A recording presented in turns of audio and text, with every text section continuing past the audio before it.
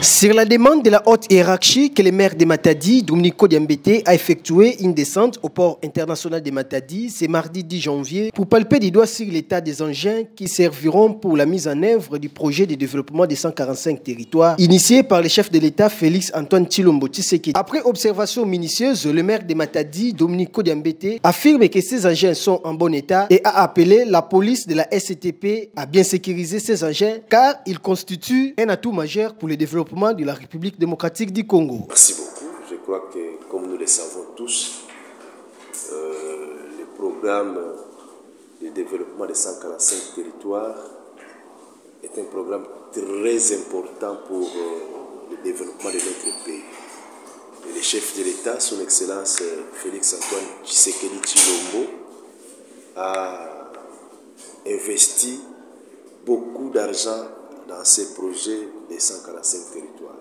Alors nous qui sommes à Matadi, nous avons cet avantage d'accueillir, comme nous avons le port à Matadi, nous avons eu cet avantage d'accueillir par la voie maritime les engins qui vont servir aux travaux des 145 territoires. Et ce sont des engins qui sont arrivés, je crois, il y a un mois ou plus d'un mois, qui sont stockés au port de Matadi.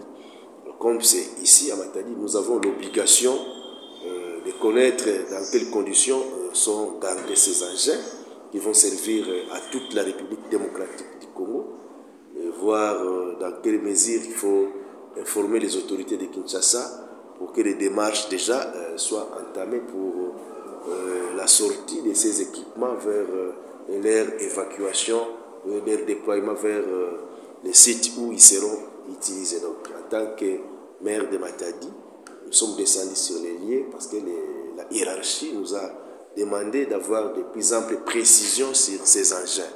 Alors, nous-mêmes, il ne fallait pas donner un rapport verbal comme ça, sans palper du doigt la réalité. Nous étions nous-mêmes obligés de descendre sur place, voir effectivement les engins, de palper.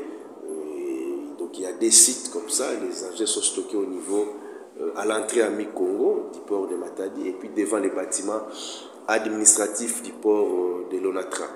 Et tous les engins sont en très bon état, bien conservés. Nous allons faire notre rapport à la hiérarchie pour que les démarches se poursuivent et les engins soient dédouanés, les engins soient libérés pour leur utilisation. Parce que le chef de l'État attend. Nous sommes... ce programme-là de 145 territoires va booster le développement de toutes nos entités territoriales décentralisées, les territoires et autres. Donc nous tenons à ces engins et nous avons même demandé aux responsables de l'ONATRA de mettre vraiment, de bien surveiller ces entreprises, de mettre la police de l'ONATRA à contribution pour une bonne surveillance de ces entreprises, de ces équipements. Et c'est ce qui se fait tous les jours parce que nous avons trouvé, tout est en ordre. Nous disons aussi félicitations aux autorités de la SCTP qui nous aident à bien garder les engins qui vont servir toute la République. Voilà.